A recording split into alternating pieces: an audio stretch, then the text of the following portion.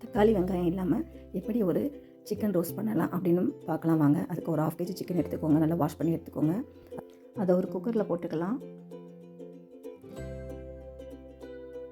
அதில் ஒரு spoon salt போட்டுட்டு, ஒரு ஸ்பூன் இஞ்சி பூண்டு பேஸ்ட் போட்டுக்கலாம். கொஞ்சம் மஞ்சத்தூள் போட்டுக்கலாம். போட்டுட்டு தண்ணி எதுவும் சேர்க்காமல் கொஞ்சோண்டு ஆயில் விட்டுட்டு 2 விசில் வச்சு எடுத்துக்கலாம். ஏன்னா மசாலா ஒரு பக்கெட் நம்ம ரெடி பண்ணிக்கலாம். அதுக்கு ஒரு பேன் எடுத்துக்கோங்க.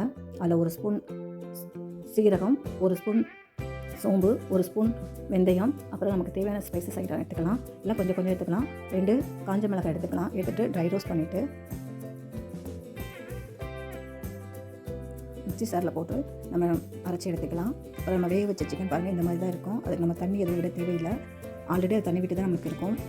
ஒரு பேன் எடுத்துக்கோங்க. அதில் தேவையான அளவு எண்ணெய் ஊற்றிக்கோங்க. கருவேப்பிலை மட்டும் போட்டுட்டு நம்ம அரைச்சி வச்ச மசாலா அதில் போட்டுக்கலாம். போட்டுட்டு நல்லா கிளறி விட்டுட்டு நம்ம ஆல்ரெடி குக்கரில் வேக வச்சிருந்த சிக்கனை அதில் போட்டு நல்லா வதக்கி விட்டுருக்கோங்க. நல்லா ட்ரை ரோஸ்ட் ஆகிறவங்க நல்லா வதக்கிக்கோங்க.